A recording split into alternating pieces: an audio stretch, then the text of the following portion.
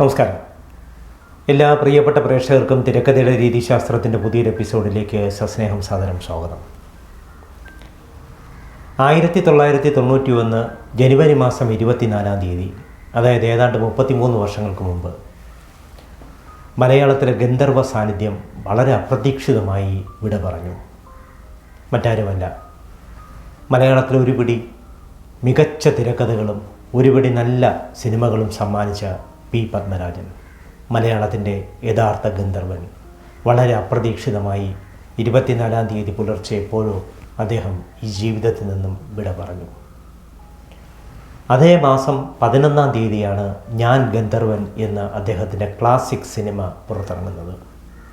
അത് കഴിഞ്ഞ് ഏതാണ്ട് 10-12 ദിവസത്തിൻ്റെ ആയുസ്. സത്യത്തിൽ മലയാളം വല്ലാതെ വിഷമിച്ചു പോയ ഒരു മരണമായിരുന്നു അത്. വളരെ ഊർജ്ജസ്വലനായി ഏതാണ്ട് 46 വയസ്സിൻ്റെ ചെറുപ്പത്തിൽ അദ്ദേഹം അങ്ങനെ അങ്ങ് കടന്നുപോയി. ആ ഓർമ്മകൾക്കിതാ 33 വർഷം, 33 വയസ്സ് തികയുകയാണ്. ഇന്ന് നമ്മൾ ചർച്ച ചെയ്യുന്നത് അദ്ദേഹത്തിൻ്റെ എക്കാലത്തെയും നല്ല സിനിമയായ ഞാൻ ഗന്ധർവൻ്റെ തിരക്കഥയെക്കുറിച്ചാണ്. എല്ലാ പ്രേക്ഷകർക്കും സ്വാഗതം. മേഘമാലകളാകാനും പാവയാകാനും പറവയാകാനും മാനാവാനും മനുഷ്യനാവാനും നിന്റെ ചുണ്ടിന്റെ മുത്തമാവാനും നിമിഷാർത്ഥം പോലും ആവശ്യമില്ലാത്ത ഗഗൻചാരി, ഈ ഭൂമുഖത്തെ പൂക്കളും ഈ ഭൂമിയുടെ തേനും മാത്രം നുകർന്നു കഴിയാൻ അനുമതി കിട്ടിയ അരൂപിയായ ഒരു വർണ്ണശലഭം ഞാൻ ഗന്ധർവൻ. മലയാളത്തിലെ മാസ്റ്റർ തിരക്കഥാകൃത്തുക്കളിൽ ഒരാളാണ് പി പത്മരാജൻ. MD വാസുദേവൻ നായർ, ലോഹിതദാസ് എന്നൊക്കെ പറയുന്നത് പോലെ ഒരു വലിയ പേര്. സാഹിത്യത്തിൻ്റെ ഒരു ഇഴയെടുപ്പം അല്ലെങ്കിൽ സാഹിത്യവുമായുള്ള ആത്മബന്ധം അദ്ദേഹത്തിൻ്റെ സിനിമകൾക്കുണ്ടായിരുന്നത് കൊണ്ട് തന്നെ ആ സിനിമകൾക്ക് ഒരു സാഹിത്യ ഭംഗിയുണ്ടായിരുന്നു. അദ്ദേഹത്തിൻ്റെ തിരക്കഥകൾക്ക് ഒരു സാഹിത്യ ഭംഗിയുണ്ടായിരുന്നു. ഒരു കവിത പോലെ മനോഹരമാണ് അദ്ദേഹത്തിൻ്റെ ഓരോ തിരക്കഥകളും. ഫ്രെയിം വയ്ക്കുന്നതിൽ പോലും വളരെ വ്യത്യസ്തനായിരുന്നു പി പത്മരാജൻ എന്ന് അദ്ദേഹത്തിൻ്റെ ചിത്രങ്ങൾ കണ്ടിട്ടുള്ളവർക്കറിയാം. കലാസിനിമ ഏത്, വാണിജ്യ സിനിമ ഏത് എന്ന അതിർവരമ്പുകളൊന്നും അദ്ദേഹത്തിന് പ്രശ്നമായിരുന്നില്ല. തൻ്റെ സിനിമകളിലൊക്കെ കല വേണം എന്ന നിർബന്ധം മാത്രമാണ് അദ്ദേഹത്തിനുണ്ടായിരുന്നത്. ഏതാണ്ട് 10 കൊല്ലം കൊണ്ട് 17 സിനിമകൾ. ഇതൊരു വലിയ സംഖ്യയാണെന്ന് പത്മരാജൻ പറയുകയില്ല. എന്നാൽ തനിക്ക് 10 കൊല്ലം കൊണ്ട് 70 സിനിമ ചെയ്തുകൂടായിരുന്നോ എന്നൊരു ചോദ്യം ആരെങ്കിലും ചോദിച്ചാൽ അങ്ങനൊരു ചോദ്യം അപ്രതീക്ഷിതമല്ലെന്ന് അദ്ദേഹം പറയും. തനിക്കതൊരു വിഷയമല്ല. താൻ സ്വയം നിയന്ത്രണത്തിന് വിധേയനായിരിക്കുന്നു. പണവും പ്രശസ്തിയും സിനിമയുടെ ഒരു പ്രധാന ഘടകം തന്നെയാണെന്ന് അദ്ദേഹം വിശ്വസിച്ചു. എന്നാൽ പണത്തിനും പ്രശസ്തിക്കും അപ്പുറത്ത് തൻ്റെ സിനിമയുടെ കലാപരമായ മൂല്യത്തിൻ്റെ അതിൻ്റെ അളവ് എത്രത്തോളം പരിപോഷിപ്പിക്കാൻ പറ്റുമോ അത്രത്തോളം പരിപോഷിപ്പിക്കുക എന്നതായിരുന്നു പത്മരാജൻ്റെ ലക്ഷ്യം. തൻ്റെ സിനിമകൾ തൻ്റെ തലമുറയ്ക്ക് മാത്രമല്ല അടുത്ത തലമുറയ്ക്ക് കൂടി പ്രയോജനപ്പെടണമെന്ന് അദ്ദേഹം എക്കാലവും വിശ്വസിച്ചു. 1979 പെരുവഴി അമ്പലം എന്ന ചിത്രം സംവിധാനം ചെയ്തുകൊണ്ടാണ് ഒരു സംവിധായകൻ എന്ന നിലയിൽ പത്മരാജൻ തൻ്റെ മേൽവിലാസം മലയാള സിനിമയിൽ എഴുതി ചേർത്തത്. ഒരിടത്തൊരു ഫയൽ വാൻ, തിങ്കളാഴ്ച നല്ല ദിവസം, 3-ാം പക്കം തുടങ്ങി അവസാനമിതാ ഞാൻ ഗന്ധർവൻ വരെ. ഇതിനിടയിൽ അദ്ദേഹം സജീവമായി മറ്റ് സംവിധായകർക്ക് തിരക്കഥ എഴുതുകയും തുടർന്നിരുന്നു. തിരക്കഥ എഴുത്തും സംവിധാനവും ഒരിക്കലും അദ്ദേഹത്തിന് പ്രയാസമുള്ള 2 ജോലികളായിരുന്നില്ല. മലയാള സിനിമയിൽ ഇത്രയേറെ മുഴുകിയ മറ്റൊരു സംവിധായകനുണ്ടോ എന്ന് തന്നെ സംശയമാണ്. കഥ എഴുതാനായാലും നോവൽ എഴുതാനായാലും അദ്ദേഹം എടുക്കുന്ന ടെൻഷൻ തന്നെയാണ് സിനിമയുടെ സംവിധാനത്തിലും തിരക്കഥയിലും അദ്ദേഹം കാണിച്ചിരുന്നത്. ഒരു കഥാതന്തു തൻ്റെ മനസ്സിലേക്ക് എത്തിയാൽ മുറിയടച്ച് അദ്ദേഹം ദിവസങ്ങളോളം ഇരിക്കും. പിന്നെ അതിനു വേണ്ടിയുള്ളൊരു ധ്യാനമാണ്, അതിനു വേണ്ടിയുള്ളൊരു തപസ്സാണ്. അതിൽ നിന്നും ഏറ്റവും നല്ലൊരു സിനിമ പിറന്നു വീഴും. പിൽക്കാലത്ത് അദ്ദേഹത്തിൻ്റെ പത്നി പ്രിയപ്പെട്ട രാധാലക്ഷ്മി പത്മരാജൻ ഇതിനെക്കുറിച്ചെല്ലാം ഒരുപാട് സംസാരിച്ചിട്ടുണ്ട്. പുതുമയും ഉൾക്കാമ്പുമുള്ള കഥകളാവണം സിനിമയ്ക്ക് വേണ്ടതെന്ന് പത്മരാജൻ പലവട്ടം പറഞ്ഞിട്ടുണ്ട്. അതുപോലെ ആ കഥ തീർത്തും വ്യത്യസ്തമായിരിക്കണം. ആരും പറയാത്തൊരു പ്ലോട്ടിലാണ് ആ കഥ പറയുന്നതെങ്കിൽ അതിന് അതിമനോഹാരിത കൈവരും എന്നും പത്മരാജൻ പറഞ്ഞിട്ടുണ്ട്. ഒരിക്കൽ അദ്ദേഹത്തിൻ്റെ മനസ്സിൽ അരൂപികളെക്കുറിച്ചൊരു സിനിമ എടുക്കുന്ന കാര്യം വന്നു. ആദ്യം അത് വീട്ടിലാണ് ചർച്ച ചെയ്തത്. ഭാര്യ രാധാലക്ഷ്മി പത്മരാജനോട് അരൂപികളെക്കുറിച്ച് താനൊരു സിനിമ എടുക്കാൻ പോവുകയാണെന്ന് പറഞ്ഞപ്പോൾ അവർ എന്തുകൊണ്ടോ അതിനെ തടുത്തു. അത്തരം സിനിമകളൊന്നും പ്രേക്ഷകർ കാണാൻ സാധ്യതയില്ല എന്നായിരുന്നു രാധാലക്ഷ്മി പത്മരാജൻ്റെ വാദം. എന്നാൽ അങ്ങനെയുള്ള സിനിമകളാണ് ഇന്നത്തെ കാലത്തിന് ആവശ്യമെന്ന് പത്മരാജൻ കട്ടായം പറഞ്ഞു. അരൂപി എന്നാൽ എന്താണ്? അതൊരു ഗന്ധർവനാണ്. അരൂപിയായ ഗന്ധർവൻ, ഒരു പെൺകുട്ടിയുടെ ജീവിതത്തിലേക്ക് തീർത്തും അവിചാരിതമായി കടന്നു വരുന്ന ഗന്ധർവൻ, അവൾക്ക് മാത്രം കാണാൻ കഴിയുന്ന ഗന്ധർവൻ, അവൾക്ക് മാത്രം പ്രണയിക്കാൻ കഴിയുന്ന ഗന്ധർവൻ. ഇങ്ങനെ ഒരു സിനിമയുടെ സാധ്യതയെക്കുറിച്ച് പറയുമ്പോൾ രാധാലക്ഷ്മി പത്മരാജൻ പെട്ടെന്ന് ഓർത്തുപോയത് അവരുടെ കുടുംബത്തിലെ ഗന്ധർവ സാന്നിധ്യത്തെക്കുറിച്ചാണ്. പാലക്കാട്ട് അവരുടെ കുടുംബത്തിൽ ഒരു ഗന്ധർവ സാന്നിധ്യം ഉണ്ടെന്നാണ് വയ്പ്. പലരും പലപ്പോഴും അവിടെ പൂജകൾ നൽകിയിട്ടുണ്ട്. വയസ്സ് ചെന്ന ഒരു മുത്തശ്ശി ഒരു പൂജാമുറിയിലിരുന്ന് ഒറ്റയ്ക്ക് ഗന്ധർവൻ ധ്യാനിക്കുന്നതും ഗന്ധർവനായി പൂജ നടത്തുന്നതും രാധാലക്ഷ്മി പത്മരാജൻ പിൽക്കാലത്ത് പോലും പറഞ്ഞിട്ടുണ്ട്. എന്നാൽ ആ ഗന്ധർവ സാന്നിധ്യത്തെക്കുറിച്ചുള്ള കഥ രാധാലക്ഷ്മി പത്മരാജനെ വല്ലാതെ ഭയപ്പെടുത്തി. അങ്ങനെ ഒരു സിനിമ വന്നു കഴിഞ്ഞാൽ എന്തോ ഒരു അശുഭചിന്ത ആ കുടുംബത്തിലേക്ക് വന്നു. പക്ഷേ വളരെ പെട്ടെന്ന് പത്മരാജൻ ട്രാക്ക് മാറ്റി.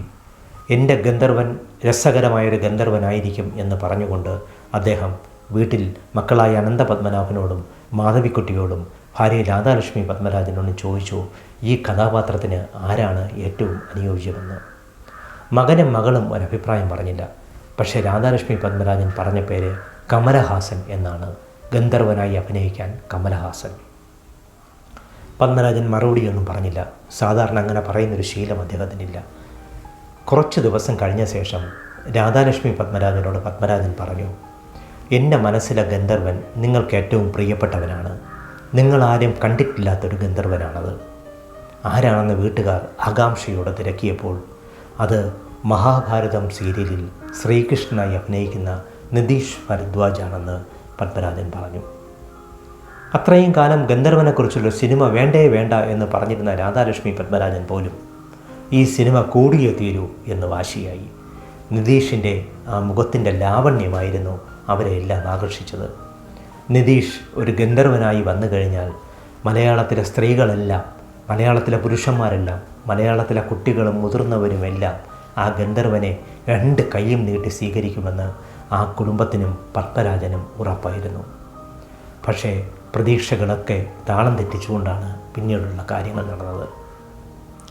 അരൂപിയായ ഗന്ധർവൻ്റെ വാക്കുകൾ, അരൂപിയായ ഗന്ധർവൻ്റെ രൂപം, അരൂപിയായ ഗന്ധർവൻ കടന്നു പോകുന്ന സന്ദർഭങ്ങൾ, അതിലെ നായികാ കഥാപാത്രം കടന്നു പോകുന്ന സന്ദർഭങ്ങൾ, ഇങ്ങനെ തിരക്കഥ ഒരു ഹോളിഡേ മൂഡിലാണ് പത്മരാജൻ എഴുതി തീർത്തത്. 2-3 മാസങ്ങൾ കൊണ്ട് വളരെ പെട്ടെന്ന് തയ്യാറാക്കിയ തിരക്കഥ. മുറി അടച്ചിരുന്ന് ഗന്ധർവനെ ധ്യാനിച്ചെഴുതിയ രാത്രിയും പകലും. ഇത്രത്തോളം ഫ്ലെക്സിബിളായി, ഇത്രത്തോളം സന്തോഷത്തോടെ താനൊരു തിരക്കഥ മുമ്പ് തയ്യാറാക്കിയിട്ടില്ലെന്ന് പത്മരാജൻ പറഞ്ഞിട്ടുണ്ട്. നിർഭാഗ്യവശാൽ അത് അദ്ദേഹത്തിൻ്റെ അവസാനത്തെ തിരക്കഥയായി മാറുകയായിരുന്നു. പക്ഷേ ദുർവിധി പോലെ എന്തൊക്കെയോ അപശകുനങ്ങൾ ആ ചിത്രത്തിൻ്റെ തുടക്കം മുതൽ വന്നു ചേർന്നു. മണ്ണിൽ മുഹമ്മദ് എന്ന നിർമ്മാതാവാണ് ഈ ചിത്രം നിർമ്മിക്കാൻ ആദ്യം തീരുമാനിച്ചത്. നിതീഷ് ഭരദ്വാജിനെ കാണാൻ ബോംബെയിലായിരുന്നു അദ്ദേഹം അക്കാലത്തുണ്ടായിരുന്നത്. അദ്ദേഹത്തിനെ കാണാൻ നിർമ്മാതാവും സംവിധായകനും കൂടി ഫ്ലൈറ്റിൽ യാത്ര ചെയ്യുമ്പോൾ ഉയർന്നു പൊങ്ങിയ വിമാനം തിരിച്ചിറക്കേണ്ടി വന്നു. ഒരു പരുന്ത് വിമാനത്തിലിടിച്ചതായിരുന്നു കാരണം.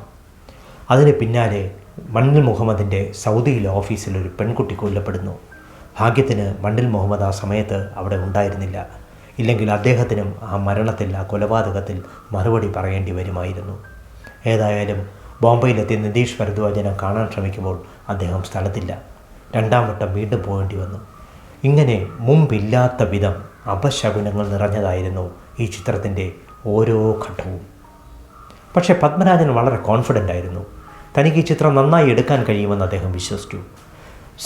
നേരത്തെ പറഞ്ഞതുപോലെ തന്നെ സാഹിത്യ ഭംഗിയാണ് സിനിമയെക്കാളേറെ ഈ ചിത്രത്തിൽ മുഴച്ചു നിന്നത്.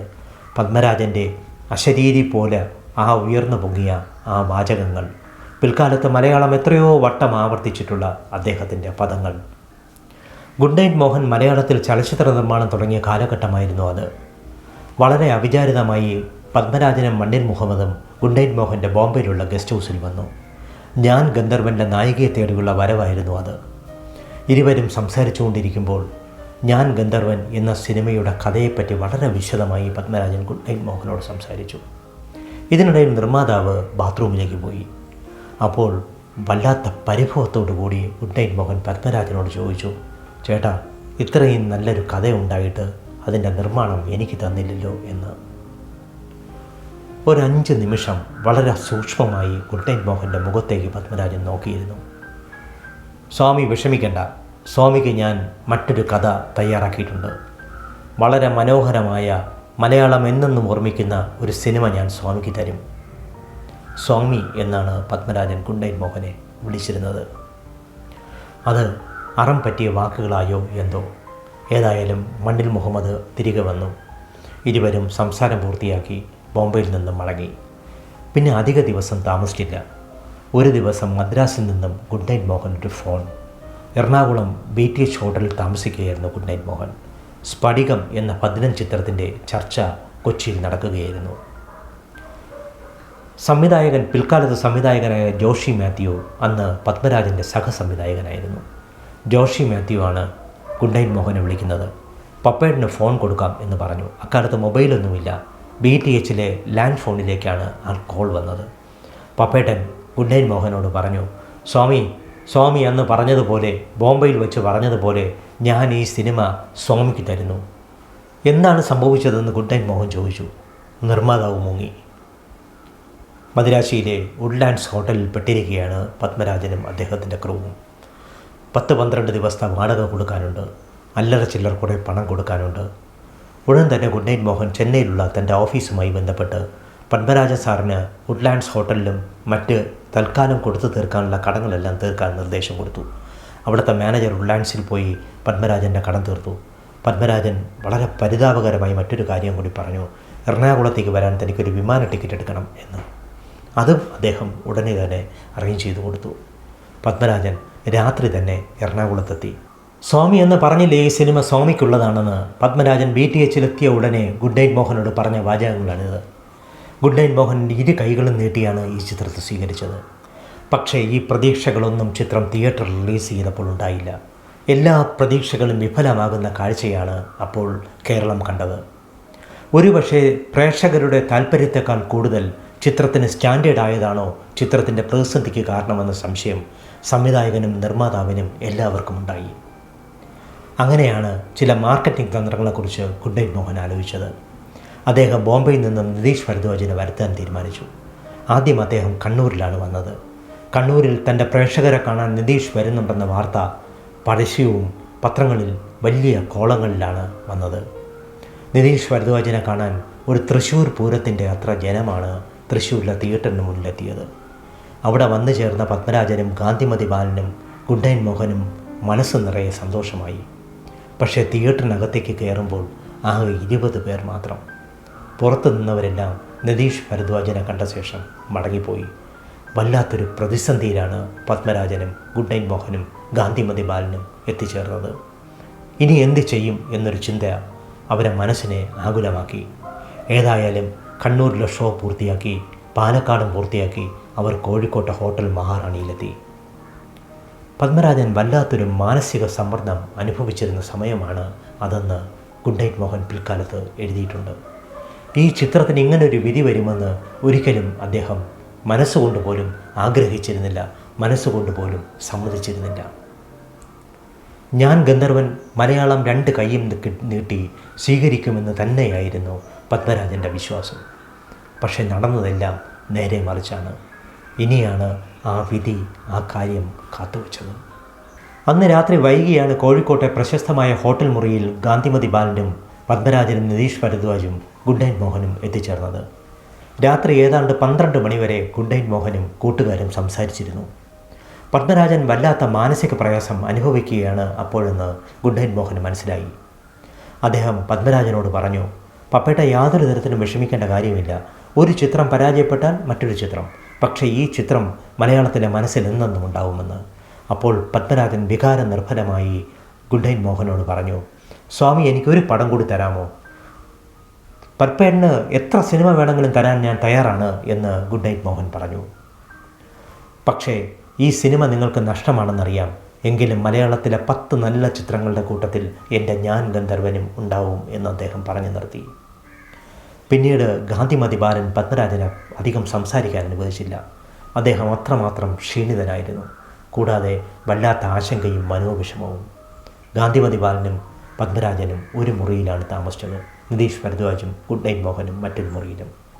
അവിടെ അക്കാലത്ത് ഭരതത്തിൻ്റെ ഷൂട്ടിംഗ് നടക്കുകയായിരുന്നു. മോഹൻലാലിനെ പിറ്റേന്ന് കാണണമെന്ന് പത്മരാജൻ പറഞ്ഞു. ഷൂട്ടിങ്ങിന് പോകുന്നതിന് മുമ്പ് മോഹൻലാലിനെ കാണുന്നതായിരിക്കും നല്ലതെന്നായിരുന്നു പത്മരാജൻ്റെ അഭിപ്രായം. അതിരാവിലെ തന്നെ പപ്പേട്ടനെ വിളിച്ചുണർത്താം എന്ന് ഗാന്ധിമതി ബാലൻ ഉറപ്പ് കൊടുത്തു. പപ്പേട്ടൻ ഗാന്ധിമതി ബാലൻ അതിരാവിലെ തന്നെ ഉണർന്നു. നോക്കുമ്പോൾ പപ്പേട്ടൻ തറയിൽ കിടക്കുന്നു. സാധാരണ സ്പ്രിംഗ് മാട്രസിൽ അദ്ദേഹം കിടക്കാറില്ല. അങ്ങനെയാണെങ്കിൽ തറയിൽ കിടക്കും. പക്ഷെ ഷീറ്റ് വിരിച്ചാണ് തറയിൽ കിടക്കാറ്. ഇക്കുറി തറയിൽ വെറുതെ കിടക്കുന്നു. ഗാന്ധിമതി ബാലൻ പെട്ടെന്ന് തന്നെ എഴുന്നേറ്റ് പപ്പേട്ടനെ കുലുക്കി വിളിച്ചു. ഒന്ന് കിഴുക്കി. ഒരനക്കവുമില്ല. അദ്ദേഹത്തിൻ്റെ ശരീരത്തിൽ വല്ലാത്ത തണുപ്പ് അനുഭവപ്പെട്ടു. വല്ലാത്ത ഭയാശങ്കകളോടെ ബാലൻ മുറിക്ക് പുറത്തിറങ്ങി ഗുഡ് നൈറ്റ് മോഹനെ വിളിച്ചു. അദ്ദേഹം ഉറക്കത്തിലായിരുന്നു. ഗുഡ് നൈറ്റ് എന്താണെന്ന് ചോദിക്കും മുമ്പ് നിതീഷ് ഭരദ്വാജ് ഉണർന്നു. ഇരുവരും വളരെ പെട്ടെന്ന് തന്നെ പത്മരാജൻ്റെ മുറിയിലേക്ക് ഓടിയെത്തി. നിതീഷ് ഭരദ്വാജ് വെറ്റിനറി ഡോക്ടറാണ്. അദ്ദേഹം ഓടി വന്ന് പപ്പേട്ടൻ്റെ പൾസ് നോക്കി. പൾസില്ല. എന്തൊക്കെയോ നിതീഷ് ഭരദ്വാജ് ചെയ്യുന്നുണ്ടായിരുന്നു. ആർക്കും ഒന്നും മനസ്സിലായില്ല. അല്പം കഴിഞ്ഞ് കണ്ണീരോടുകൂടി നിതീഷ് ഭരദ്വാജ് ഗാന്ധിമതി ബാലൻ ഗുഡ് നൈറ്റ് മോഹനോടും പറഞ്ഞു, ഹി ഗോൺ എന്ന്. അതായത് പത്മരാജൻ മരിച്ചു കഴിഞ്ഞിരിക്കുന്നുവെന്ന്. തീർത്തും അപ്രതീക്ഷിതമായ ഒരു മുഹൂർത്തമായിരുന്നു അത്. മലയാളത്തിൻ്റെ ഗന്ധർവൻ മലയാളത്തെ വിട്ടുപോയിരിക്കുന്നു. നമ്മുടെ രാജ്യത്തെ സിനിമാ ലോകം സ്തബ്ധമായി പോയ മുഹൂർത്തമായിരുന്നു അത്. 46-ാമത്തെ വയസ്സിൽ മലയാളത്തിൻ്റെ പ്രിയപ്പെട്ട ഗന്ധർവൻ കടന്നുപോയിരിക്കുന്നു. പിൽക്കാലത്ത് അദ്ദേഹത്തിൻ്റെ മൃതദേഹം പോസ്റ്റ്മോർട്ടം ചെയ്ത ഡോക്ടർ ഷേർലി വാസു അവരുടെ പുസ്തകത്തിലെഴുതിയ ചില വരികളുണ്ട്. ഏതോ ഒരു ഘട്ടത്തിൽ താൻ പോസ്റ്റ്മോർട്ടം മുറിയിൽ നിന്നും പുറത്തിറങ്ങി നിൽക്കേണ്ടി വന്നു. പുറത്തിറങ്ങി നിൽക്കുമ്പോൾ കഥനഭാരത്തോടു കൂടി നിതീഷ് ഭരദ്വാജ്, നിലവിളിച്ചുകൊണ്ട് ഗണേഷ് കുമാർ, നെടുമുടി വേണു, അങ്ങനെ ഒരു കൂട്ടം ആളുകൾ. എന്ത് ചെയ്യണമെന്നറിയാത്ത നിമിഷങ്ങളായിരുന്നു അതെന്ന് ഷെർലി വാസു പറഞ്ഞു. പത്മരാജൻ്റെ മൃതശരീരം കീറി മുറിക്കാനുള്ള ധൈര്യം പോലും തനിക്കുണ്ടായില്ലെന്ന് അവർ അവരുടെ ഓർമ്മക്കുറിപ്പുകളിൽ എഴുതി ചേർത്തിട്ടുണ്ട്. പിന്നീടും വല്ലാത്ത അപശകുനങ്ങളാണ് ഉണ്ടായത്. അപ്പോഴെല്ലാം ഗുഡ് നൈറ്റ് മോഹൻ തൻ്റെ സുഹൃത്തായ AR രാജൻ പറഞ്ഞ വാക്കുകളാണ് ഓർമ്മിച്ചത്. അരൂപികളുടെ സിനിമയായ ഗന്ധർവൻ്റെ സിനിമയായ ഞാൻ ഗന്ധർവൻ എടുക്കാൻ പോകരുതെന്ന് AR രാജൻ പലവട്ടം ഗുഡ് നൈറ്റ് മോഹനോട് പറഞ്ഞിട്ടുണ്ട്. ഇതെല്ലാം അപശകുനങ്ങൾ ഉണ്ടാക്കുന്നതാണെന്നും പറഞ്ഞിരുന്നു. പക്ഷേ അതെല്ലാം അന്ധവിശ്വാസങ്ങളെന്ന് പറഞ്ഞ് എഴുതി തള്ളിക്കൊണ്ടാണ് ഗുഡ് നൈറ്റ് മോഹൻ ഇങ്ങനൊരു പ്രോജക്റ്റിലേക്ക് എടുത്തുചാടിയത്. ഒരു ആംബുലൻസിൽ കോഴിക്കോട് നിന്നും മുതുകുളത്തേക്ക് പത്മരാജൻ്റെ മൃതദേഹം കടന്നു വരുന്നു. അതിന് കുറച്ചു പിന്നാലെ ഗാന്ധിമതി ബാലനും ഗുഡ് നൈറ്റ് മോഹനും ഒരു വാഹനത്തിൽ അതിനെ അനുഗമിക്കുകയാണ്. ആംബുലൻസ് ഏതാണ്ട് മുന്നിലേക്ക് കടന്നുപോയി കഴിഞ്ഞു. ചെറിയാൻ കൽപ്പകവാടിയിലെ ആലപ്പുഴയിലെ റിസോർട്ടിലെത്തുമ്പോൾ ഇന്നിവിടെ താമസിച്ചിട്ട് രാവിലെയാകാം പോകുന്നതെന്ന് അവർ തീരുമാനിച്ചു. അങ്ങനെ പിറ്റേന്ന് രാവിലെ ശവസംസ്കാരം കഴിഞ്ഞ് മടങ്ങുമ്പോൾ മറ്റൊരു അസാധാരണമായ സംഭവമുണ്ടായി. ഒരു കാറിൽ ഗാന്ധിമതി ബാലനും മുൻസീറ്റിൽ, പുറകിൽ ഗുഡ് നൈറ്റ് മോഹനും ഡ്രൈവറും മാത്രം. ആരും ഒന്നും സംസാരിക്കുന്നില്ല. ആലപ്പുഴയിൽ നിന്നും എറണാകുളത്തേക്കുള്ള യാത്രാമധ്യേ പെട്ടെന്ന് കാർ മറ്റൊരു ബസ്സുമായി കൂട്ടിയിടിച്ചു. ബസ്സിൻ്റെ നേരെ മുന്നിലേക്കാണ് കാർ ചെന്നിടിച്ചത്. ഡ്രൈവർ തൽക്ഷണം മരിച്ചു. ഗാന്ധിമതി ബാലനും ഗുഡ് നൈറ്റ് മോഹനും ഒരുപാട് പരിക്കുകൾ പറ്റി. എങ്ങോട്ടാണ് അവർ തെറിച്ചു വീണതെന്നൊന്നും മനസ്സിലായില്ല. കാർ തവിടുപൊടിയായി. ഇതിനിടയിൽ ഗുഡ് നൈറ്റ് മോഹൻ അന്തരിച്ചു എന്ന വാർത്ത സിനിമാ ലോകത്താകെ പ്രചരിച്ചു. പത്മരാജൻ്റെ അടക്ക് കഴിഞ്ഞുള്ള വരവാണ്. ആ ആക്സിഡൻറ്റിന് തൊട്ട് മുമ്പും ഞാൻ ഗന്ധർവൻ്റെ സാന്നിധ്യത്തെക്കുറിച്ചാണ് ഗുഡ് നൈറ്റ് മോഹൻ ആലോചിച്ചത്. എങ്ങനെയാണെന്ന് അറിഞ്ഞൂടാ ഗാന്ധിമതി ബാലനും ഗുഡ് നൈറ്റ് മോഹനും ആ അപകടത്തിൽ നിന്ന് രക്ഷപ്പെട്ടു. തിരുവനന്തപുരം മെഡിക്കൽ കോളേജിൽ ചികിത്സ തേടി. അവർക്കൊന്നും ഭാഗ്യത്താൽ ഒന്നും സംഭവിച്ചില്ല. ഡ്രൈവർ മരിച്ചുപോയി എന്ന ദാരുണ സംഭവം മാത്രമാണ് ഉണ്ടായത്. ഇത്തരത്തിൽ ഒരു ഗന്ധർവൻ്റെ സാമീപ്യം എവിടെയൊക്കെയോ ഉണ്ടായിരുന്നതെന്ന സംശയം ഇന്നും ഗുഡ് നൈറ്റ് മോഹൻ്റെയും ഗാന്ധിമതി ബാലൻ്റെയും മനസ്സിലുണ്ട്. പത്മരാജൻ്റെ വീട്ടുകാരിലുണ്ട്. പത്മരാജനെ കൊണ്ടുപോയത് ഒരു പക്ഷേ ഗന്ധർവനായിരിക്കാം എന്നെല്ലാവരും വിശ്വസിക്കുന്നു. മലയാളത്തിൻ്റെ അദ്ദേഹത്തിൻ്റെ പ്രിയപ്പെട്ട പ്രേക്ഷകർ ഉൾപ്പെടെ. ഞാൻ ഗന്ധർവൻ എന്ന സിനിമയിൽ ആ സബരി അവസാനിച്ചില്ലായിരുന്നെങ്കിൽ മലയാളത്തിന് എത്രയെത്ര മനോഹരമായ സിനിമകൾ വരുമായിരുന്നു. ഒരു തിരക്കഥ പോലെ തന്നെയായിരുന്നു അദ്ദേഹത്തിൻ്റെ ജീവിതം. ആ ജീവിതത്തിന് മുമ്പിൽ പ്രണാമങ്ങൾ അർപ്പിച്ചുകൊണ്ട് പത്മരാജൻ്റെ ഒരു ഓർമ്മ ദിവസം കൂടി കടന്നു വരുമ്പോൾ തിരക്കഥയുടെ രീതിശാസ്ത്രത്തിൻ്റെ എപ്പിസോഡ് അവസാനിക്കുകയാണ്. അടുത്ത് കാണുന്നത് വരെ നന്ദി, നമസ്കാരം.